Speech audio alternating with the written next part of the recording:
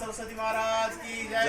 अनंत कोटि वैष्णव वृंद की जय। नमाचार्य श्रीला हरिदास ठाकुर की जय। प्रेम से कहो श्री कृष्ण चैतन्य प्रभु नित्यानंद श्री अद्वैत गदाधर शिवासादि गौर भक्त वृंद की जय। जय। श्री राधा कृष्ण गोपीनाथ श्याम कुंड राधा कुंड गिरि गोवर्धन की जय। जय। वृंदावन धाम की जय। मथुरा धाम की जय। मायापुर नवद्वीप धाम की जय। जय। पुरुषोत्तम क्षेत्र जगन्नाथपुरी धाम की जय। जय। गंगा माई की जय। जय। जमुना माई की जय। भक्ति देवी की जय। समवेत गौर भक्त वृंद की जय। जय। गौर प्रेमानंदे। हरि हरि बोल। All glories to the Son, Lord. Hare Krishna. All glories to the Son, Lord. Hare Krishna. All glories to the Son, Lord. Hare Krishna. All glories to Sri Guru and Gauranga. All glories to Srila Prabhupada की की जय।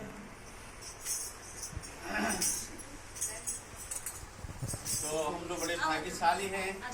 तो कार्तिक महीना राधा रानी की जो सबसे प्रिय महीना है, कार्तिक महीना है।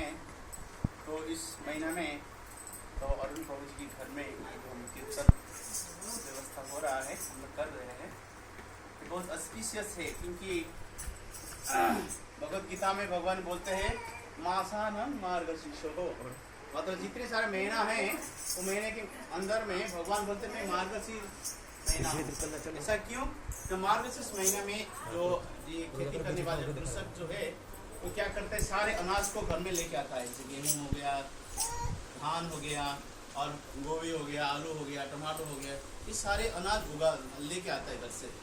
तो इसके लिए तो साक्षात लक्ष्मी घर में आते हैं, इस रूप में सब्जी के माध्यम से, जो क्रॉप्स के माध्यम से ये सारा हमारे घर में आते हैं। तो ये बहुत प्रिय है भगवान को। फिर भी भगवान बोलते हैं, लेकिन मुझे कार्तिक महीना ज़्यादा प्रिय लगता है, इसीलिए क्योंकि कार्तिक महीना की जो प्रिडोमिनेटिंग डेटी जो है, कार्तिक महीना को सूचित करती है। जो डेटी है, जो विग्रह है, राधा रानी है। तो ये राधा रानी है, तो ये राधा रानी की महीना है कार्तिक महीना। तो बोला जाता है, ये जो कार्तिक व्रत को दामोदर व्रत भी बोलते हैं, कार्तिक व्रत भी बोलते हैं, और ऊर्जा व्रत भी बोलते हैं। ऊर्जा क्यों है? ऊर्जा मीन्स शक्ति, पोटेंसी। तो ये राधा रानी ही भगवान की अंतरंगा शक्ति है। तो ऐसे तो हालांकि भगवान की दो प्रकार की शक्ति है, तीन प्रकार की शक्तियां हैं। तो एक शक्तियां हैं, आप जानते हैं, अंतरंगा शक्ति, और एक बहिरंगा शक्ति, और एक तटस्था शक्ति। अंतरंगा शक्ति क्या है ना? साक्षात राधा रानी है। इसको अंग्रेजी में बोलते हैं प्लीजिंग पोटेंसी। ये खुशियां देने वाली है, हर समय भगवान को खुशी प्रदान करती है। हम लोग क्या करते हैं, भगवान को पूजा करते हैं, लेकिन हमारे मन में कुछ होता है, हमको कुछ मिल जाए, भगवान हमको आशीर्वाद करते हैं, हमको ये मिल जाए, वो मिल जाए। लेकिन राधा रानी हर समय सोचती है कैसे कृष्ण हमेशा खुश रहेंगे, मुझे कुछ नहीं चाहिए, हर समय कैसे कृष्ण हमेशा खुशी रहेंगे। इसीलिए आप देखेंगे चैतन्य शिक्षाष्टकम में, तो जो आखिर 9 श्लोक जो है, आश्लिष्ट सेवा पाद रतन विनष्टुमा अदर्शनाम मातु करतुवा यथा तथा वा विदधातु लंपटो मत प्राणनाथस्तु स्वयं ना परः। राधा रानी ये साक्षात श्लोक बोली थी। चैतन्य महाप्रभु राधा के भाव में आए, राधा के मूड में आए, तो उन्होंने शिक्षाष्टक में डाले, लेकिन ये श्लोक राधा रानी ने बोली थी भागवत के अनुसार। तो ये श्लोक का अनुवाद क्या है? हम बोलते हैं कृष्ण स्वतंत्र है, पूर्ण पुरुषोत्तम है, और कुछ भी कर सकते हैं। चाहे मुझे गाढ़ आलिंगन करे, नहीं तो पैर में लात मार के कुचल दे, वो कुछ भी करे, वो पूर्ण स्वतंत्र है, कुछ भी कर सकते हैं। लेकिन हर परिस्थिति में कृष्ण मेरे आराध्य भगवान है, हर समय में उनकी भजन करूंगी, राधा रानी बोलती है। तो ये अगर भाव आ गया, तो आप देखिए घर में सब कुछ आ गया। आपको अलग से मांगना नहीं है, रोना नहीं है, क्योंकि परमपिता परमेश्वर है, उनके पास सब कुछ है। परमपिता परमेश्वर कृष्ण के पास सब कुछ है, लेकिन एक चीज नहीं है। क्या नहीं है? पूरे ब्रह्मांड उनके हाथ में है, सब कुछ उनके पास में है, लेकिन एक चीज उनके पास नहीं है। क्या नहीं है? हम लोग का मन। हम लोग का मन कृष्ण के चरण में नहीं है, हमारा मन संसार में है। तो भगवान ने इसलिए बोलते मनमना भव मद भक्त मद जाति मांग नमस्कार। ये श्लोक 2 बार रिपीट किए भगवत गीता में। बोले तुम्हारा मन को मेरे चरण में लगाओ, तुम्हारा मन मुझे दो, तुम्हारा मन मुझे दो, मुझे प्रणाम करो, मुझे कीर्तन करो, मेरा चिंतन करो, आपको सब कुछ प्राप्त हो जाएगा। इसी को भगवान ने इसी भगवत गीता के 22 नंबर श्लोक में रिपीट करते, अनन्य चिंतन तो मांग जे जना पर जुपा सके ऐसा नित्य विजुक्ता नाम योगक्षम बयान। भगवान बोलते हैं अर्जुन, जो पूर्ण श्रद्धा और भक्ति के साथ मेरा चिंतन करता है, मेरा पूजा करता है, उसकी सारे जरूरत पूरा कर दूंगा, जो जो इच्छाएं सब कुछ पूरा कर दूंगा। और जो उनकी पास है खुद में दिखवा लो, मैं भगवान मैं खुद। जैसे कि आपने स्टोरी में जानते नरसिंह मेहता का स्टोरी आप जानते, नरसिंह मेहता जी हर समय भगवान के चिंतन करते इस कलयुग में। ये नहीं है कि सत्य त्रेता द्वापर में था, इस कलयुग में गुजरात में है, बहुत सुंदर स्थान है। तो नरसिंह मेहता है, ऐसा कोई समय नहीं था भगवान को चिंतन नहीं करते। लेकिन उनकी जो पत्नी थी बहुत क्रूर प्रवृत्ति की थी, हर समय उनको डांटती थी, क्या ये तुम्हारा कृष्ण का पीछे तुम लगे हो, तो हमारा घर गृहस्थी है कि नहीं, घर गृहस्थी कैसे चलेगा, इस तरह से हमेशा डांटती थी। तो आहिस्ता आहिस्ता, लेकिन नरसिंह मेहता हर समय तो डूबे रहते थे भजन में। आहिस्ता आहिस्ता क्या हुआ, उनकी बेटी बड़ी हो गई, बेटी की विवाह का समय था, बोला अभी तो विवाह का तैयारी भी हो गया, तो एक रिश्ता आया उससे फाइनल हो गया, तो विवाह करना था। लेकिन घर में क्या है, कुछ व्यवस्था नहीं किया है नरसिंह मेहता। तो बोले आपके पास तो आप निकम माँ हो, कुछ नहीं कमाते हो, इसलिए अच्छा मेरे पास जो गहना है, मेरे जो माई किससे जो लेके आया था वो गहना आप लेके जाओ बाजार में, कुछ बेटी के लिए कुछ अलंकार से लेके आइए। तो नरसिंह मेहता क्या करते हैं, वो सारे जो पोटली लेके जाते हैं और बाजार में जाते हैं। रास्ते में चलते चलते रास्ते में जाते हैं, रास्ते में देखते हैं गांव में भागवत कथा के आयोजन है। भागवत कथा आप जानते हैं 7 दिन का होता है, जहाँ होता है। तो क्या करते हैं, वो कथा में जाके बैठ जाते हैं। तो हर समय कृष्ण के चिंतन में है, जब भी कोई महल आ जाता है कृष्ण के महल, उसमें डूब जाते, वो भूल जाते मैं कौन हूँ, मैं कहाँ से आया था, क्या करना है। तो शादी की तैयारी के लिए गए थे, भागवत कथा में बैठ गए। तो लेकिन दूसरे दिन में शादी है, भागवत कथा बैठ गए। भागवत कथा में व्यवस्था है, जैसे आप लोग जानते हैं, जिस कथा में व्यवस्था होता है, आप 7 दिन का रहना खाना पीना व्यवस्था भी होती है। तो उधर कथा सुने और सो गए, प्रसाद पाके सो गए। दूसरे दिन शादी था, लेकिन उसको तो ज्ञात नहीं है जो काम में कुछ किस कार्य के लिए आया था। तो 1 दिन 2 दिन 3 दिन 4 दिन रोज कथा सुनते थे, प्रसाद पाके सो जाते थे, फिर दूसरे दिन कथा शुरू होता था। इस तरह से 7 दिन हो गया। लेकिन दूसरे दिन जो कथा होने वाला था, कथा सुन रहे, तो भगवान तो बोलते मैं ही सबका पूरा करता हूँ, मैं खुद पर्सनली। तो भगवान क्या करते हैं, एक 10-12 साल का बच्चा बन के अपने कंधों से जितनी सारे जरूरत है उनकी चीज, जो जो सामग्री चाहिए उनके ससुराल में ला के पहुंचा रहे। तो उसकी पत्नी देख के हैरान हो जाती, इतने सारे सामान मेरा भेजा, मेरे पतिदेव ने भेजा है। और गांव वाले भी विचलित हो जाते, क्या नरसिंह के पास इतना पैसा कहाँ से लाया, इतने सारे भेज रहा है, दहेज के रूप में बेटियों को दे रहा है। तो सब लोग बड़े विचलित थे। तो लेकिन नरसिंह मेहता यहाँ पे कथा सुनने वाला काफी कुछ हो जाते थे। तो दूसरे दिन शादी हो गया, तो शादी की व्यवस्था हो गया, बढ़िया धूमधाम से शादी हो गया।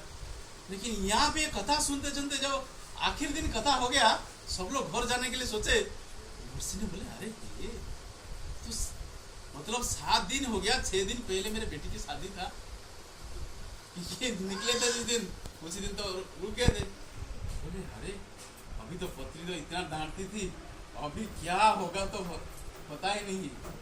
तो लेकिन नरसिंह जी जब जाते गांव में, गांव वाले भूरी भूरी प्रशंसा करते, तूने इतना सामान दिया, आज तक बेटी की कोई शादी इस तरह से नहीं किया था, इतना धूमधाम से कोई नहीं किया था।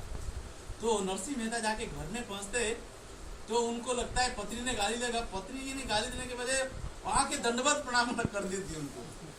आपने इतना सामान भेज दिया, मैंने तो थोड़ा सा अलंकार दिया था, आपने इतना भेज दिया। बोले क्या बोल रहे हो, इतना धूमधाम से शादी करवाया आपने, मैंने कराया, और कौन सा सामान दिया, तुरे जो सामान दिया था सामान लो, जो अलंकार दिया था वो अलंकार को बात कर रखा था ना, वो दे दिया। बोले ये लो ना, वो जितना सारा सामान आपने भिजवाया था, वो जो लड़का आ रहा था, एक सामला सा लड़का आके देके जा रहा था। तब नरसिंह ने वो गीता का पन्ने खोल के उसको पत्नी को दिखाते, नबी में थे भाई सुन, बोलते देखो मैंने आपको क्या बोलता था, भगवान यहाँ पे बोले मैं ही खुद मैं ही मदद करता हूँ, जो मेरा चिंतन करता है, जो मेरा पूजा करता है, उसकी जो जो आवश्यकता होता है, जो जो जरूरत होता है ना, मैंने खुद, ये लिखा है ना भगवान, ये पूरा किया। जो सांवला सा लड़का जो है ना, देखना ऐसा तो घर की जो बिगड़ा था वाला यही लड़का था ना, ऐसा मुंह था ना, यही तो था ना, यही था ना, यही कृष्णा ही है। तो कभी समझ नहीं पा रही थी भगवान क्या क्या कर सकते हैं, तो यही किया। तो इस तरह से भगवान ने ये लीला के माध्यम से दिखाते, मैंने हर समय हर कुछ करने के लिए तैयार हूँ, क्या आपका जो मन है मेरे चरण में है? तो भगवान बोलते हैं कंडीशन, आपका मन हर समय मेरे चरण में है। अब देखिए इसी बात के ऊपर भगवान रुक गए थे। द्रौपदी की विवस्त्र हो रहा था, जब राष्ट्रीय यज्ञ की तैयारी हो रहा था, तो शिशुपाल ने उसको गाली देने लगा। इसको भगवान को, शिशुपाल ने भगवान की बुआ का बेटा है, रिश्ते में भाई है। लेकिन जब शिशुपाल ने पैदा हुआ, उसकी 4 हाथ था और 3 सर था, तो बड़े विचित्र लग रहा था जैसे। तो उसको आकाशवाणी हुआ, ये उसको माँ ने देख के मतलब असुर टाइप का लग रहा है, रोने लगी। तो आकाशवाणी हुआ, सोचो मत, ये एक व्यक्ति के हाथ में जाएगा, जब एक व्यक्ति के हाथ में जाएगा, उसकी 2 सर अपने आप निकल जाएगा और 2 हाथ अपने आप निकल जाएगा, गिर जाएगा जमीन में और खूबसूरत रूप हो जाएगा। लेकिन वही व्यक्ति के हाथ में इसका मृत्यु हो जाएगा। वो जो लोग आते थे, नवजात शिशु था, जो लोग आते थे उनको देती थी मैया ने, वो पकड़ते थे, सब चले जाते थे, कुछ नहीं होता था। कृष्ण को पता चल गया मेरे बुआ का लड़का हुआ है, चलो देख के आ जाते हैं। तो भगवान आ गए, ये तो अंतर्जामी, सब कुछ पता है उनको। भगवान आ गए, भगवान जैसे आ गए दाऊद जी के साथ, बलराम के साथ आए, तो भगवान बोले दिखाई दिखाई। भगवान के हाथ में जैसे मैया दे दी उनकी बुआ, फटाक से उनकी सर गिर जाता है, हाथ गिर जाता है, वो रो पड़ती, उनके चरण पकड़ लेती मैया। वो ऐसा क्यों करते, तुम मेरे मैया है, ऐसा क्यों करते ना? देखो आसमान में जो वाणी आया है, वो बोला है ये व्यक्ति जिसके हाथ में जाएगा उसके हाथ निकल जाएगा, सर निकल जाएगा, उसी के हाथ में इसकी मृत्यु हो जाएगी। मतलब तेरे हाथ में मृत्यु हो जाएगी। तो मैया तो बुआ ऐसा क्यों सोच रहे? लेकिन बुआ मैं वादा करता हूँ, मैं जानता हूँ पूरे जगत मेरे को भगवान मानता है, लेकिन मैं तुमको वादा करता हूँ उसकी 100 गाली में 100 गाली सहन कर दूंगा, लेकिन 101 होगा इसको समझा दे। लेकिन बचपन में ये याद आएगा, उसको दिमाग में आया ये मुझे मारेगा, इसीलिए बचपन से गाली देना बचपन से गाली देना शुरू कर दो। फिर भगवान ने बर्दाश्त कर, ठीक है। लेकिन वो जो राष्ट्रीय यज्ञ में शुरू कर दिया गाली, ये ग्वाला है, इसको क्यों आपने पूजा कर रहे हो, उसको क्यों सिंहासन बैठ के पूजा कर रहे हो, इस तरह से जो गाली देने लगा। भगवान 1 2 3 भगवान गिन रहे थे, तो भगवान बोलते, ये बलराम बोलते अभी इसको मार देता हूँ, तो हाथ रोक देते थे। बलराम उठते थे, उनको रोक देते। कृष्ण बोले नहीं, मैंने बुआ को वादा किया है, इसको 101 गाली हो जाएगा, उसको मार दूंगा। तो एक एक करके भगवान गिन रहे थे, जो 99 हो गया, 100 हो गया, बोले रुक जा, तू अभी रुक जा। और भगवान इतना व्यवस्था है भगवान का, क्योंकि कोई पवित्र कार्य, धार्मिक कार्य करने के लिए आप जा रहे हैं, तो खून खराब होना नहीं चाहिए, और खून अगर गिर जाए, धरती में गिर गया तो अशुद्ध हो जाएगा, तो कोई धार्मिक कार्य हो ही नहीं सकता है। तो भगवान इतना टेक्निक में मारे, भगवान ने क्या 101 जो हुआ, भगवान ने सुदर्शन भेज दी। सुदर्शन ऐसे गया, उनकी सर काटा और एक बूंद भी खून नहीं गिरा। तुरंत सब लोग देख रहे कि ज्योति उनकी शरीर से निकल के भगवान के शरण में ले ली। एक ज्योति निकल के फटाक से उनके शरण, कृष्ण के चरण में पूरा विलीन हो गया। तो ऋषि नारद बोले और नारद जी को पूछ रहे ऐसा क्यों हुआ? जो बंदा बचपन से इतना गालियां दिया है, तो उनकी ऐसा क्यों हो गया? उसकी आत्मा भगवान की शरण में चला गया। जो करोड़ों ऋषि मुनि लोग ने तपस्या करते, देवता लोग तपस्या करते, जो सौभाग्य नहीं मिलता है, उनकी जो प्राण भगवान की शरण में नहीं आता है, लेकिन उनके ऐसा क्यों हो गया? जब से पैदा हुआ तब से गाली दे रहा है। तो भगवान बोले देखो उसकी वीर रस आस्वादन कर रहा था। इसी मतलब क्या है, उसको को हर समय कृष्ण की चिंतन हो रहा था। आप देखेंगे कंस को भगवान ने मारे, लेकिन कंस की उद्धार हो गया। कैसे हो गया? कंस अगर पानी पीने के लिए जा रहा था ना, फेंक देता था। पानी ले रहा था पीने के लिए, देखता था कृष्ण की, क्योंकि हर समय बोला कृष्ण को मैं मार दूंगा, और समय सोचना कृष्ण आएगा उसको मार दूंगा, कृष्ण के लिए मैं ऐसा व्यवस्था करूंगा, कृष्ण के लिए ये असुविधा है उसको मार दूंगा। और समय कृष्ण ही बोल रहा था, Krishna Krishna prasadam Krishna books non different to Krishna, Krishna से अलग नहीं है, साक्षात कृष्ण ही है। तो इस तरह से शिशुपाल भी हर समय होता वो कृष्ण ग्वाला है, कृष्ण ऐसा है तैसा है, ऐसे बोल रहा था हर समय। तो अल्टीमेटली कृष्ण की चिंता नहीं कर रहा था, तो इसलिए भगवान ने किया उसको मार। तो कहने का तात्पर्य क्या है? भगवान बोलते हैं ये पूरे ब्रह्मांड मेरे अधीन में चलता है। इसलिए भगवत गीता में एक श्लोक है, मया दक्षिण प्रकृति सूयते सचराचरम हेतुनान न कौन्तेय जगत विपरीत वर्तते। भगवान बोलते ये पूरे ब्रह्मांड, जो पूरे प्रकृति, जो नेचर है, मेरे निर्देश से कार्य करते हैं। मैं जो इशारा करता हूँ इस हिसाब से चलता है। भगवान बोलते एक घास की तिनका भी हिल नहीं सकता है मेरे बिना इच्छा से। तो इस तरह से भगवान पूरे ब्रह्मांड को चलाते हैं। तो आज जैसे कि कार्तिक महीना है, दामोदर व्रत है, तो इस व्रत के पीछे एक लक्ष्य है। भगवान जो कुछ करते हैं, कुछ मतलब टॉप मोस्ट उद्देश्य होता है उनका, कुछ स्पेशल उद्देश्य के साथ भगवान आते हैं। ये जो दामोदर लीला था, दामोदर लीला से सबसे प्राइमरी जो प्रमुख चीज था, तो दो भाई को उद्धार करना था। जो नल कुबेर, मणिग्रीव और नल कुबेर, ये कुबेर की दो पुत्र थे। कुबेर की नगरी को अलकापुरी बोलते हैं, जैसे कि जमराज की नगरी को संजीवनीपुरी बोलते हैं, और इंद्र की नगरी को अमरावती बोलते हैं। इस तरह से कुबेर की जो नगरी है अलकापुरी है। ये अलकापुरी में रहने वाले दोनों व्यक्ति है, और ये देवता के पुत्र है, और कोई छोटे मोटे देवता नहीं है। देवता की जो कैशियर है, पूरा सारे देवता का तिजोरी जिसके पास है, कुबेर के पास है, वो कुबेर की वक्त से बेटे दोनों। लेकिन ये लोग इतने मतवाले हो गए थे, क्योंकि व्यक्ति तीन चीज में अहंकार रहता है, मद हो जाते हैं। एक होता है क्या है? वंश में, अगर उच्च कुल में जन्म होता है, मद होता है, उसमें से अहंकार बढ़ जाता है। अगर उसको विद्या, बहुत विद्या अध्ययन किया है, उसमें भी मद हो जाता है, अहंकार बढ़ जाता है। और क्या है?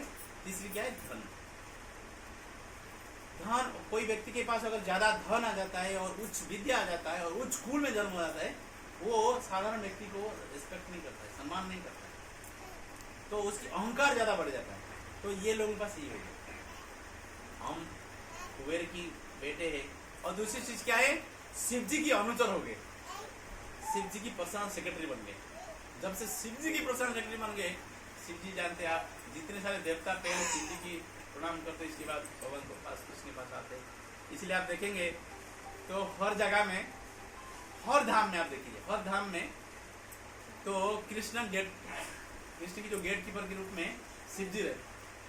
अगर आपने जगन्नाथपुरी जाएंगे, आप देखेंगे उधर सबसे पहले भुवनेश्वर में उतरेंगे, आप देखेंगे लिंगराज के रूप में, जो द्वादश ज्योतिर्लिंग में ज्योतिर्लिंग है। और अगर आपने पुरी जाएंगे, पुरी में देखें लोकनाथ के रूप में। लोकनाथ को प्रणाम करने के बाद आप फिर एंट्री होगा पुरी। बिना कृपा से आपको जगन्नाथ का कृपा नहीं मिलेगा। अगर आपने मथुरा जाएंगे, सबसे पहले भूतेश्वर महादेव आएंगे, भूतेश्वर को प्रणाम करोगे तभी आप मथुरा जाएंगे। अगर आपने वृंदावन जाएंगे, गोपेश्वर आएंगे, गोपेश्वर को प्रणाम करेंगे, वृंदावन जाएंगे। तो इसीलिए भक्त लोग क्या है, गोपेश्वर को जाके प्रार्थना करते हैं, ताकि हमको वृंदावन में सही सलामत रह सके और राधा कृष्ण की भक्ति मिल सके। तो इस तरह से हर जगह में देख लीजिए। अब जैसे हम रामेश्वरम टूर जा रहे, रामेश्वरम में राम जी उनको पूजा किए हैं, और वो भी उनकी पूजा किए, इसलिए वो स्थान बड़े दिव्य है। तो इस तरह से हर जगह में आप देखेंगे, जहाँ जहाँ भगवान कृष्ण और विष्णु है, उधर द्वारपाल के रूप में शिव जी है। शिव जी की बिना कृपा से आप जाएंगे। तो इस तरह से तो वैष्णवाना यथा संभव, ये टॉप मोस्ट वैष्णव भागवत में वर्णन आता है। भागवत में श्लोक आता है,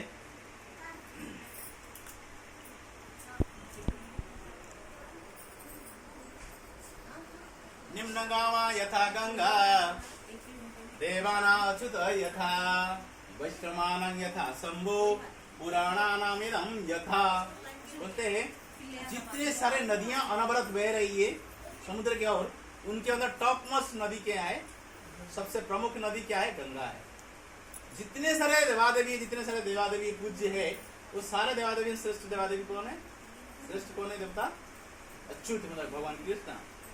और जितने सारे भजन करने वाले वैष्णव लोग हैं, जितने सारे हरे कृष्णा कृष्णा कृष्णा हरे हरे, हरे राम राम राम हरे हरे। ये जितने सारे भजन करने वाले हैं, सबसे नंबर 1 जो है भजन करने वाले शिव। इसीलिए सब भजन करते हैं, ना उनके कोई घर है, ना उनके पर्सनल कुछ बाइक है, कोई नहीं है, कोई जान भी नहीं है, तो शिव जी है। और बोला जाता है पुराण इदम जैसा, मतलब जितने सारे प्राण है, सारे प्राण मध्य टॉप मोस्ट प्राण श्रीमद् भागवत श्रेष्ठ प्राण। तो यहाँ पे शिव जी की चरित्र आता है। तो शिव जी की जब अनुचर बन गए और किसी को माने नहीं, किसी को नहीं माने, शिव जी के अनुचर है, तो इस तरह से तो उनका अहंकार बढ़ गया। तो जो अहंकार बढ़ गया, तो उसी कैलाश में, शिव जी के क्षेत्र में कैलाश में, तो मंदाकिनी नदी जो गंगा यहाँ पे धरती में बह रही है, कैलाश में उसकी नाम मंदाकिनी है। तो आहिस्ता आहिस्ता नीचे आता है, उसका अलकनंदा हो जाता है आपका, जहाँ पे उस जहाँ पे भगवान विश्राम करते हैं, बद्रीनाथ अलकानंदा है। वही अलकनंदा जब धरती में आ जाता है वो गंगा हो जाता है। तो वो जब शिव जी कैलाश में रोने लगे, रुकने लगे, तो वो गंगा में आके स्नान किए। स्नान तो किए, ऐसे किए, क्या किए, सब अप्सराएं, स्वर्ग की अप्सराएं की सबको बुला के स्नान कराए और पूरे बिना कपड़े में उलग्न होकर स्नान कर रहे। शास्त्र में वर्णन, भागवत में वर्णन आता है, माताओं को मतलब उलग्न होकर स्नान करते हैं, लेकिन पुरुष लोगों को तो वर्जित है। तो माता लोग बहुत सारे, इसमें आप जाएंगे देखेंगे, अगर जदाद जी की केस में देखेंगे तो महाराज जदाद जी गए थे, जंगल गए थे, जाकर देखे तो इंद्र की बेटी और हमारा शुक्राचार्य की बेटी दोनों उलग्न होकर स्नान कर रहे थे, कपड़े ऊपर रख के। और जजाति, महाराज जजाति जब शिव जी जब जाने लगे तो फटाक से क्या किए, जल्दबाजी में कपड़ा पहन लिए। तो उन्होंने क्या किए, शुक्राचार्य की बेटी इंद्र का सॉरी जो जजाति की जो बेटी की कपड़ा पहन, और ये क्या किया, उनकी कपड़ा अल्टरनेट हो गया, अल्टर हो गया। तो उनको गुस्सा आया, इसको शुक्राचार्य की बेटी, तुम जानते नहीं हो मेरे पिताजी की कृपा से तुम्हारा पिताजी राजा है, तुम इतना बदमाश हो, मेरे कपड़ा तुमने पहन लिया है। तो क्या किया, बोले आपस में झगड़ा हुआ, झगड़ा जिसके कारण तो उन्होंने क्या किया, उसको जो जजाति की बेटी ने क्या किया, उनको कुआं में धकेल दिया। किसको, शुक्राचार्य की बेटी को कुआं में धकेल के आ गए। तो महाराज जजाति जंगल में भ्रमण कर रहे थे, करते करते करते क्या है, उनको बहुत प्यास लगा। तो प्यास लगा तो पानी पीने के लिए गए, लेकिन वहाँ वो शिव जी आए थे। शिव जी को देख के फटाक से कपड़ा पहन लिए, अल्टरनेशन हो गया, ये इसका पहन लिया, वो उसके पहन लिया। तो उसको गुस्से में क्या किया, उन्होंने धकेल दिया तो महाराज जजाति को। तो जजाति जब आए तो उनको क्या किए, वो देखिए चिल्ला रहे, कोई आवाज कर रहा है, जाके देखिए कुआं में गिरा हुआ है, लेकिन विवस्त्र है। और पानी ग्रहण मतलब, पानी मतलब हाथ को पानी बोलते हैं, तो बचाए तो कैसे बचाए, कोई रस्सी नहीं है। तो क्या किया, राजा ने क्या किया, अपने हाथ दिखाए, हाथ से उसको उठा लिया है, लेकिन विवस्त्र है। एक नारी विवस्त्र अपने पति के सामने हो सकता है, अगर दूसरे नारी पुरुष के सामने रहेगी तो असती बन जाएगी। तो उन्होंने बोल दिया, आपने मेरे पानी ग्रहण किया, मेरे हाथ को पकड़ा उठाया, दूसरी चीज आपने मेरे शरीर को देखा, इसलिए आप मुझे विवाह करना पड़ेगा। तो राजा भी देखा, सचमुच दाहिने हाथ, अगर किसी को लड़की को उठाना तो बाएं हाथ से उठा सकते थे, और दाहिने हाथ में पकड़े मतलब आप उसको शादी करने के लिए बाध्य है, कंपल्सरी अपना। तो फिर क्या किया, राजा ने उसको विवाह किया। तो स्टोरी बहुत लंबी है, तो कहने का तात्पर्य क्या है, तो ये जो कार्य कर रहे थे वो गलत कार्य था। मतलब मंदाकिनी में स्नान कर रहे, साक्षात गंगा है, गंगा में, अब गंगा में स्नान जो होता है ना, उसके रेस्ट्रिक्शंस होता है।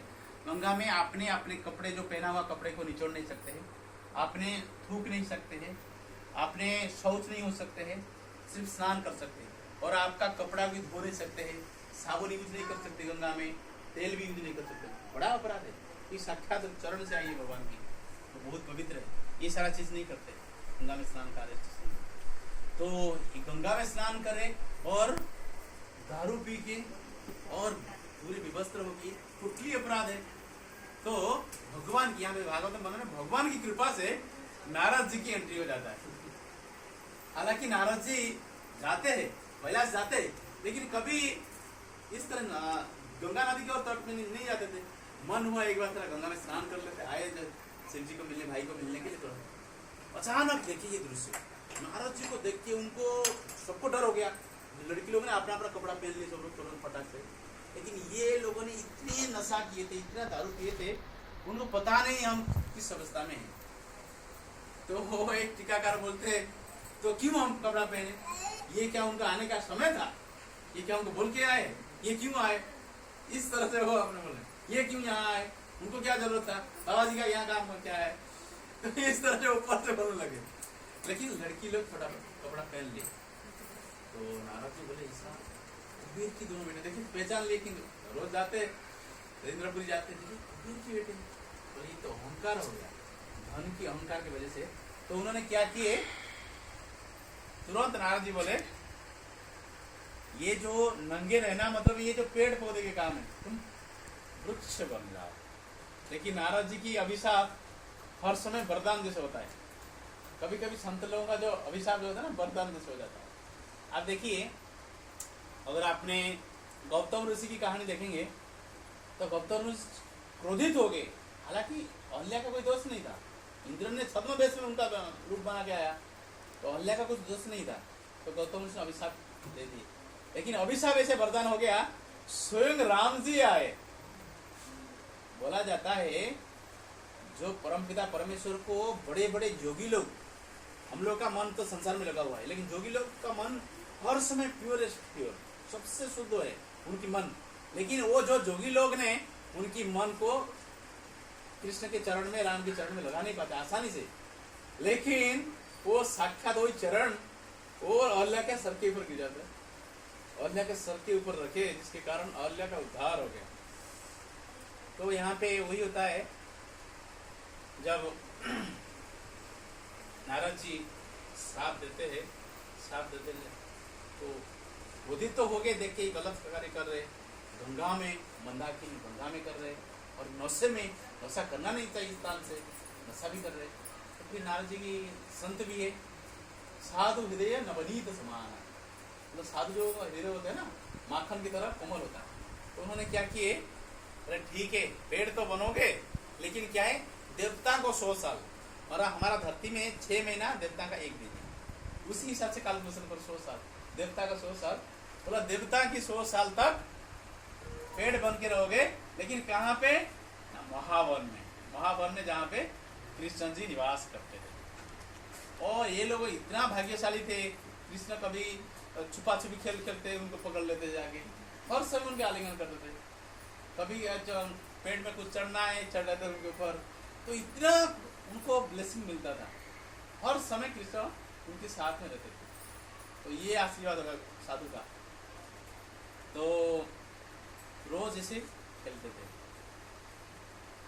एक दिन को क्या हुआ, जिस दिन भगवान ने ये माखन चोरी की लीला किए, भगवान को मैया ने बांध ली। ये जो दामोदर महीना मतलब, दाम मतलब रस्सी, रस्सी, दर मतलब पेट, पेट में आप देखेंगे ना, यहाँ पे पेट में बांधे हुए, उखल में, उखल के साथ बांधे हुए मैया बांधी हुई। तो क्यों बांधे, तो भगवान ने हर समय गोपी के घर में चुरा देते गाय, सॉरी माखन। तो मैया ने सोचती थी मेरे घर में इतने नौकर चाकर है, 9 लाख मेरा गाय है, मैं इतना धनाढ्य व्यक्ति हूँ, लेकिन मेरे घर की माखन मिश्री छोड़ के ये गोपियों के घर में क्यों चलाता है।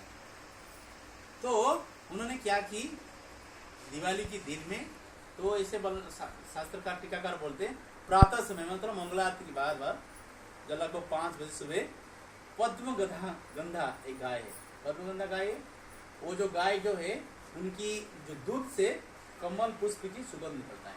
पद्म मतलब कमल है, सुगंध निकलता, पद्मगंधा मतलब सुगंध, तो वो गाय के दूध से निकलता है। तो वो गाय लोगों ने क्या कहते हैं, दूसरी गायों की दूध पीते। लगभग 10-12 पद्मगंधा गाय की दूध को इकट्ठा करके उसको उबाल के, तो उसको दही बना के तो उसी दिन बोले अपने हाथ में, कोई नौकर चाकर के हाथ में नहीं, शायद नौकर चाकर बनाते कोई अच्छा भाव से नहीं बनाते इसलिए नहीं खा रहे हैं, तो इसलिए अपने हाथों में तो क्या की दधी मंथन करने लगी। तो सुबह के समय दिवाली के दिन था तो मंथन करने लगी। तो क्या हुआ उस दिन, तो भगवान ने थोड़ा देर में उठे, मतलब लगभग 6 बजे उठे। तो भगवान ने उठ के रोने लगे, जानबूझ के रोने लगे। तो मैया जसोदा ने क्या की, तो भगवान को लेके आगे गोद में बैठा है। तो ऐसे बोला जाता है भगवान उठ के आगे, भगवान जसोदा की घुटने के ऊपर पैर रख के गोद में आके बैठ गए।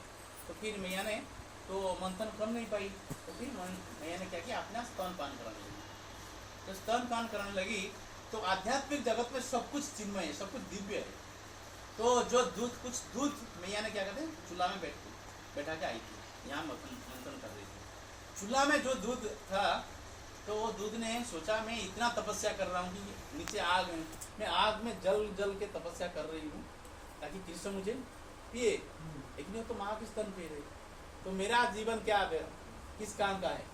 मैं आग में आत्महत्या कर देता, आग में आत्महत्या कर क्या कहते उबलने लगी तो आग में जाने लगी। जब आग में जाने लगी, वो भी पद्मगदा की दूध था, पूरा उसकी जो सुगंध बाहर से आने लगा। तो मैया को पता चल गया कि आग में उबल रही थी। तो वो क्या की, कृष्ण को नीचे रखे, जमीन में रख के भागने के लिए, भागते हुए गई उसको उठाने के लिए दूध को। जब वो दूध को उठा के रखने के लिए गई, उतने में इतना गुस्सा आया, देखो मेरा सम्मान नहीं है, मैं इसे भगवान बोलते मैं परम पिता परमेश्वर माना जाता है, मैं उनकी सेवा के लिए आया हूँ, तो देखो मेरे को जमीन में रख दिया, मेरा अनादर किया। तो भगवान ने क्या है, कोपित हो गए। तो भगवान क्या बोलते, जैसे कि मसाला कुटा होता है ना, एक पत्थर होता है मसाला कुटते, आजकल तो सब ग्राइंडिंग में मिलता है, पाउडर मिल जाता है मार्केट में। तो ये बोला जाता है इसके कारण हम लोग बीमार है। आज माता लोग ज्यादा बीमार रहते, इसके कारण क्या है, हमारा जो एक्सरसाइज हम नहीं कर रहे, जो एक्सरसाइज था ये कूटते थे, सब्जी की कटिंग होता था और उसे बांटते थे, सील बटा में बांटते थे। इसे करने से क्या पसीना निकलता था, एक्सरसाइज होता था और शरीर पूरे तंदुरुस्त रहता, ठीक रहता था। आजकल ऐसा कुछ हम नहीं है, हमको पाउडर मिल जाते मार्केट में, हल्दी की पाउडर है, सब कुछ। हल्दी बांटते थे हम, देखे हमारा जैसे कि मम्मी लग रहा है, हम देख रहे थे जब तक हम लोग हाई स्कूल तक पढ़े तो सिल बटा था। अभी गांव में भी हो गया सिल बटा, जो अभी नहीं कर रहे वो भी पाउडर, हल्दी की पाउडर, जीरा की पाउडर मिल जाता है, सब कुछ पाउडर। तो इससे क्या है, हम लोग ज्यादा बीमार है। आदमी जितना टेक्निकली सोचता है जीने के लिए, वो टेक्निकली बीमारी में मरा जाता है। तो मसाला कुटा था, वो मसाला कुटा को उठा के मारे। विश्वनाथ चक्रवर्ती बोलते हैं एक छेद किए, और कुछ टीकाकार बोलते हैं इसको कहीं टुकड़ा भी कर दिया, लेकिन विश्वनाथ चक्रवर्ती हमारा प्रामाणिक आचार्य बोलते एक छेद कर दिए बड़ा सा, इसके कारण पूरा सारा दही बिखर गया, पूरा घर में चारों तरफ हो गया। और भगवान इसके ऊपर छोटे छोटे नंगे नंगे पैर में चलने लगे, वो पैर की निशान हो गया हर जगह में। तो उनको लग रहा था मैं छुप जाऊंगा, लेकिन पैर की निशान के माध्यम से मैया ने उनको जाके पकड़ जाके क्या किए, जहाँ पे माखन और एक जगह में माखन रखा था मैया ने, तो क्या किया माखन को खाने लगे। इसी घर जैसे मैं बहुत भूखा हूँ, मैं बहुत दिन से भूखा हूँ, मेरा तो कोई आदर नहीं करता है, मेरे को कोई कदर नहीं करता है, तो मैं बहुत भूखा हूँ। माखन खा रहे थे और बंदर को बुला के लो आप खाओ आप खाओ, बंदर गुस्से में दे रहे थे, बंदर लोग बोल रहे थे शायद हमको पीछ दे रहे थे, तो बंदर खिला रहे थे। तो टीकाकार बोलते बहुत दिन का कर्जा था, पिछले राम अवतार में सेतुबंध बनाए थे, इतना मेहनत किए थे सीता जी को ढूंढने के लिए, कुछ सेवा नहीं किए थे, पर ठीक है दोबारा जब मैं आऊंगा तब कुछ सेवा करूंगा। तो वो सेवा भी चुका रहे, सारे बंदरों को पेट भर के खिला रहे, खाओ माखन खाओ, सबको खिला रहे थे। तो मैया ने आके देखी, मैया ने पहले देख के खुश हो गई, हालांकि गुस्सा होना चाहिए, खुश हो गई जैसे मटका फोड़ दिया मेरे लड़का, मतलब कि बल वृद्धि हो रहा है, शरीर में बल वृद्धि हो रहा है, मटका को भी फोड़ सकता है। पूर्ण पुरुषोत्तम आत्मा राम है, आत्मा राम आत्मा काम है, वो सुराट है, ओमनीपोटेंसी इनके पास, तो कुछ भी कर सकते। लेकिन मैया ने क्या करा, वो तो मेरा लाला ही है। अब जब भी भगवान ने उसको दिखाए, मुख में दिखाए, तुमने माटी खाया ना, नहीं खाया। ब्रह्मांड घाट में लीला हुआ था, जमुना के किनारे ब्रह्मांड घाट एक स्थान है गोकुल में, गोकुल से जहाँ पे नंद बाबा रहते हैं, नंद बाबा के घर से लगभग 3 किलोमीटर दूर में ब्रह्मांड घाट है, जमुना के घाट है, उसी स्थान में भगवान ने माटी खाई, मिट्टी को खा ली। अभी भी उधर जब अगर जाएंगे और प्रसाद हमको मिट्टी देते, उधर मिट्टी के एक पन्नी में मिट्टी का प्रसाद देते, मिट्टी का छोटा सा टेला बना के वो प्रसाद, लेकिन भगवान को खाए थे वो, तो मिट्टी प्रसाद मिलता है। तो बोले खाया है, मुंह खोलो, नहीं खाया, नहीं खाया, मुंह खोलो। जब मुंह खोले करोड़ों करोड़ों ब्रह्मांड, एक ब्रह्मांड नहीं, करोड़ों ब्रह्मांड है, सूर्य चंद्र सब कुछ इसके अंदर है। मैया ने देख के विचलित हो गई, तो भगवान ने बोले, डुगमा के बोले इसको ढक लो, उसकी दिमाग को घुमा दो, अगर उसको पता चले मैं भगवान हूँ, फिर मेरा जो लाड प्यार जो मुझे मिलने वाला है कुछ नहीं मिलेगा, कुछ सेवा करेगी नहीं, तो उसको दिमाग घुमा देती जगमाया। इसके बाद ना नहीं वो मेरा समय रात भर सोता नहीं ना, इसके कारण मेरा दिमाग चकरा गया है, इसे मेरा लाला है, इसके मुख में ऐसा क्यों आएगा, इस तरह से अपने आप को समझ दी। तो वही भगवान तो यहाँ पे क्या किए, मैया ने उसको बांधने के लिए कोशिश की। बोले गोपी लोगों ने आज तक इतना सारा शिकायत कर रहे थे, लेकिन मैं नहीं मान रही थी, लेकिन ये तो बिगड़ गया है, अभी उसको सुधारना पड़ेगा। जैसे बोला जाता है ना, मिट्टी की जो बर्तन होता है, तो जो घड़ा वगैरह बनाते हैं, तो क्या करते हैं, जब जो कीचड़ जो है, जब ये गीला रहता है उस समय, तो ये क्या करता है, पोटर क्या करता है, कुम्हार बोलते हैं हम लोग, अरे आलू कुम्हार बोलते हैं, कुम्हार क्या करते हैं, उसको जैसे डिजाइन बनाना, जब फूल बनाना, सब कुछ उससे बनाते हैं। अगर एक बार उसको आग में जलाने के बाद करेगा, फट जाएगा, टूट जाएगा। उस तरह से जब बच्चे छोटे होते हैं, उससे माता पिता उनको संस्कार देना चाहिए। अगर नहीं संस्कार देंगे तो ये बड़े होकर जाके बिगड़ जाएंगे। तो मैया ने सोचने लगी अभी इसको संस्कार की आवश्यकता है, तो मैया ने बोले आज इसको तो बांध के रखूंगी। इतने शिकायत किए थे गोपियों ने, इसको माफ करा था, आज बांध के रखूंगी। तो मैया ने क्या किया, पीछे पीछे भागने लगी, तो सारे देवता हंस रहे थे, सारे देवता, नारद जी सब लोग हंस रहे थे। बोले देखो करोड़ों करोड़ों देवता, करोड़ों करोड़ों संत, जिनकी मन हर समय शुद्ध है, वो मन इनके चरण में नहीं लगा पाते, उनको पकड़ नहीं पाते, तो वो भगवान को मैया ने अपने हाथ में पकड़ने के लिए कोशिश कर रही। भगवान अपने गली में सब इधर उधर घूम रहे थे, इधर उधर। मैया ने जो गजरा लगाई थी, सारा गिर रहा था, पूरा रास्ते में जो फूल हो रहा था, मैया ने भाग रहे थे इनके पीछे, और मैया का शरीर बहुत हट्टा कटा था, तो पसीना हो रहा था, लेकिन आज तो बांध के रखूंगी, ये जिद था। तो इधर उधर भगवान जानबूझ के इधर उधर भाग रहे थे गली में, तो भगवान पकड़ने में नहीं आ रहे थे। तो भगवान ने देखे मैया ने पसीना में लौटपुट हो चुकी है और मुझे प्रेम करती है, मुझे को मतलब कितना सुंदर श्रृंगार करती है, भोजन खिलाती है, तो मैं उनके हाथ में आ जाना चाहिए। तब तो भगवान फिर क्या करते हैं, उनके हाथ में आ जाते हैं। तो वह हाथ में आ जाते हैं, गुस्से में लेके जाती है, जो उखल में दधि मंथन होता है, तो उखल में क्या करते बांध लेते हैं। उखल में क्या करते, बांधने के लिए अपने घर में जितने सारे रस्सी है, गांठ लगा के बांधने के लिए कोशिश कर रही है, लेकिन 2 उंगली गांठ नहीं आ रहा है, 2 उंगली छोटी पड़ रही है। जितने भी कोशिश कर रही है 2 उंगली कम हो रहा है। तो जितने सारे गोपियां थे, सबको बोले सबके घर से रस्सी लेके आओ। सारे गोपियां ने रस्सी लेके आते, तो सबको गांठ लगा के फिर बांधने के लिए कोशिश करिए। भगवान क्या करते, फिर शरीर वृद्धि कर देते, तो फिर भी कितना भी कोशिश कर रहे हैं, 2 उंगली छोटे छोटे। क्या छलिया है, क्या छल कर रहा है तू मेरे साथ, इसे डांटती है। तो भगवान मियाँ जसोदा को मुख में देखे, तो सोचते मियाँ कितना प्रेम कर रहे हैं मेरे को, और शरीर में पसीना में लौटपुट हो चुकी है। तो भगवान बोले मियाँ वो रस्सी देते, नहीं बांध लेते अपने आप को। भगवान ने अपने आप बांध देते, बन जाते। तो टीकाकार बोलते ये 2 उंगली छोटे पड़ने का कारण क्या है, पहले हमको प्रेम करना पड़ेगा, भगवान को प्रेम करना। 1 उंगली क्या है, भगवान को शुद्ध प्रेम करना पड़ेगा आपको। अगर हमारा हृदय में बांधना है, भगवान को शुद्ध प्रेम करेंगे, तो फिर दूसरा क्या है, भगवान की कृपा की बरसात हमारे, भगवान कृपा की बरसात करें। बिना भगवान की कृपा से, संतों की कृपा से हम हमारे हृदय में भगवान को बांध नहीं सकते। ये जो लीलाएं हैं, ये लीला का असली उद्देश्य वही है। ये लीला का असली उद्देश्य क्या है न, हमारे हृदय में भगवान को हर समय बांधने के लिए ये कार्तिक की दीपदान है। कार्तिक जो दीपदान है, हर समय भगवान हमारे हृदय में निवास करे। अगर भगवान हमारे हृदय में रह जाएंगे, सब कुछ इच्छाएं हमारा पूर्ति हो जाएगी, चाहे आध्यात्मिक हो और भौतिक हो। इसलिए सुखदेव गोस्वामी भागवत में बोलते, अकाम सर्वकाम मोक्ष काम उदाहरण तीव्रेण भक्ति योगेन जचते परसम पुरुषम परम। बोलते हैं हमारा कोई प्रकार की इच्छा है, भौतिक इच्छा हो, आध्यात्मिक इच्छा हो, कोई बड़ा खिलाड़ी बनना चाहता है, कोई हीरो बनना चाहता है, हीरोइन बनना चाहता है, कोई मिनिस्टर बनना चाहता है, कोई व्यापारी बनना चाहता है, ये सारे कुछ पूर्ति हो जाता है भगवान की भक्ति करने से। और जिसको भगवान के धाम भी जाना है, सब कुछ पूर्ति हो जाता है। क्या कहते हैं? पुरुषम परम, ये परम पिता परमेश्वर की अगर पूजा करते हैं सारे कुछ पूर्ति हो जाएगा। तो यही हमारा जो कार्तिक महीने का यही लीला है। ये जो दीपदान है, दीपदान का बहुत सारे महात्मा है। दीपदान हम क्यों करते हैं? सत्यव्रत मुनि ने ये जो दामोदर अष्टकम लिखे है, लेकिन दीपदान का महत्व बोला जाता है। इस कार्तिक महीने में एक विष्णु मंदिर में, तो विष्णु जी की मंदिर में तो ऐसे अखंड ज्योत भी जलता है। तो एक दिया जल रहा था, तो घी की दिया था, तो इस मंदिर के अंदर, उसी मंदिर के अंदर एक चूहा घूम रहा था। उसको भूख लग रहा था, घूम रहा था खाने के लिए, भोजन की तलाश में इधर उधर घूम रहा था।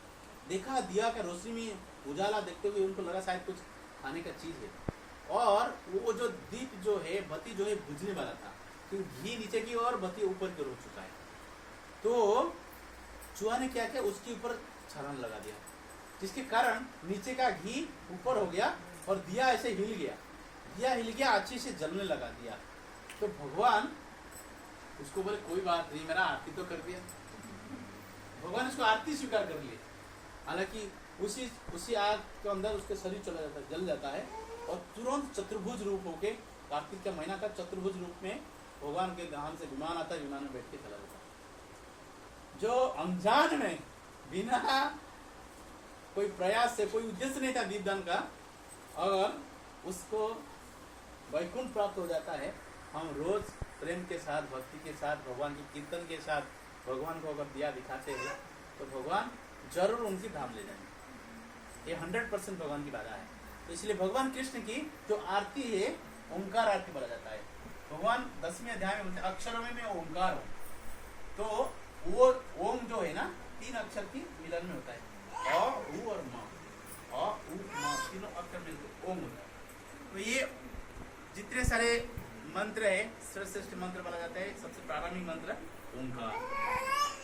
तो भगवान बोलते अक्षर में ओंकार हूँ, तो इसलिए हमारा जो आरती है भगवान की, ओंकार आरती भगवान को पसंद है। तो इसलिए भगवान की चरण में हम जो दीपदान करेंगे, आप भगवान की चरण को दिखा के 4 बार, नाभि को दिखा के 2 बार, मुख को दिखा के 3 बार, पूरे संपूर्ण शरीर में 7 बार, इस तरह से आरती करने से भगवान बड़े प्रसन्न होते हैं। इसको ओंकार आरती बोलते हैं। ये दीपदान की महत्व है। इसे बोला जाता है, सत्यव्रत मुनि ने बोले हैं, अगर आपने कार्तिक महीने में भगवान कृष्ण को दीपदान करते हैं, खासतौर से अगर घी की दीप दिखाते हैं, तो बोलते हैं अगर मेरू पहाड़ की तरह हमारा पाप है, जितने सारे पर्वत है, मेरू सबसे ऊंची है, मेरू पहाड़ की तरह अगर जीवन भर के हम लोग पाप किए हैं, अगर हम भगवान को कार्तिक महीने में दीपदान करते हैं, उनके सामने करते हैं, सारे पाप नष्ट हो जाते हैं। सारे के सारे पाप नष्ट हो जाते हैं।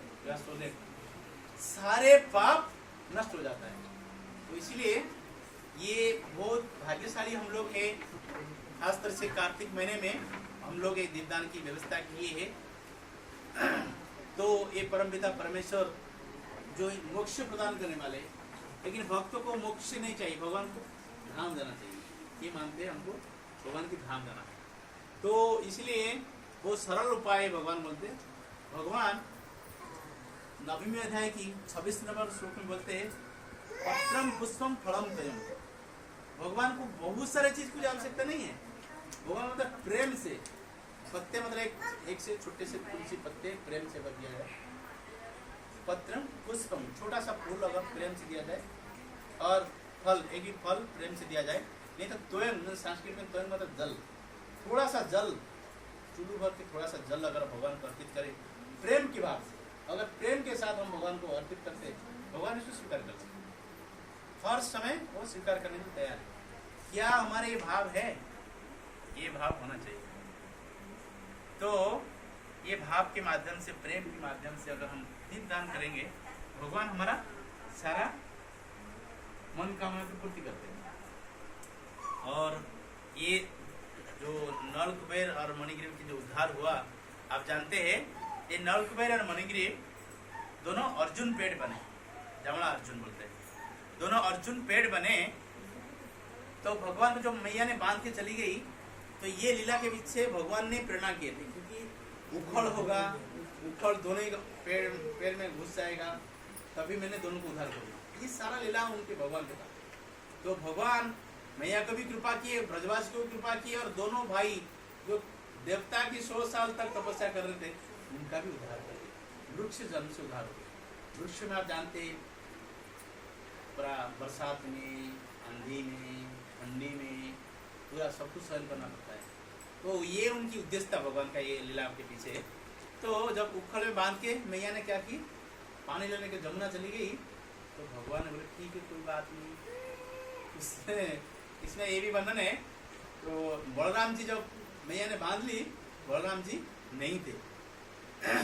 बलराम जी खेलने के लिए गए थे। जब बलराम जी आए, देखे मैया ने बैठी हुई है और ये बंधा हुआ है, कृष्ण बंधे हुए, तो मैया बैठी है, खुलती नहीं। तो बलराम जी बोलते एक तुमको कौन बांधा है? कौन बांधा है? तो तुमको क्या करना है? मैया बोलती तुमको क्या करना है? तुम जानते हो ये राम है, ये विष्णु है, तो जानते हो क्या क्या कर सकता है वो? ना, ये राम है, ये विष्णु है, ये राम है, विष्णु है, तू कौन है? मैं कौन नहीं जानते हो? मैं बलराम हूँ, मैं अनंत शेष हूँ जिसके ऊपर धरती टिका हुआ है ना। मैया ने बोलती क्या सारे देवता मेरे घर में आके पैदा हो गए, बाकी इसका घर नहीं था। देखता एक लाठी लेके जब आई, आप ही देखता हूँ भगवान भागे, बलराम जी भागे। तो स्वयं अनंत शेष है और ये स्वयं विष्णु भी है, लेकिन भगवत्ता छुपा देते हैं भक्तों के पास, क्योंकि भक्त पूरे ब्रह्मांड उनके अधीन है, लेकिन ये लोगों ने भक्त के अधीन रहना था। मैया एक गोपी है, तो गोपी की प्रेम है, प्रगाढ़ प्रेम है, जिसके कारण भगवान प्रेम में वशीभूत है, जिसके कारण भगवान ने ये तो बोलते हैं गोपियां की डांट। मुझे करोड़ों वेदों की स्तुति उसमें उनके सामने कुछ नहीं है। ब्राह्मण लोग जब करोड़ों वेदों की स्तुति करते हैं मुझे अच्छा नहीं लगता, लेकिन गोपी लोग जब डांट लगाते हैं मुझे बहुत अच्छा लगता है। भगवान क्यों? ये लोग मेरा भक्त है। तो यहाँ पे यही लीला है, जब मैया ने पानी लेने के लिए जमुना चली गई तब भगवान के उद्देश्य था उनको उद्धार करना है। तो क्या किए, आहिस्ता आहिस्ता घुटने के बल पे आ गए। घुटने के बल पे आए, उखल नीचे गिर गया, तो रिंगते रिंगते रिंगते आहिस्ता आहिस्ता चलते चलते दोनों पैर में जाके घुसा दिए। दोनों पैर दोनों साइड में है, बीच में भगवान चले गए। तो भगवान ऐसे देख रहे, उनकी ग्वाल वाले सखा लोग ने देख रहे, ये जब ऐसे उखल लगे आगे अगर खींच रहे तो दोनों वृक्ष विशाल वृक्ष है। बोला जाता है वो वृक्ष इतना बड़ा, उनका अंदर पूरा ठंडक दे रहा था अंदर। इतना जोर से आगे गए तो देखे दोनों वृक्ष है ना, बहुत जोर से बोलते, इतना भयंकर आवाज हुआ, देवता लोग ने बहुत जोर से आवाज करके वो दोनों वृक्ष टूट गया।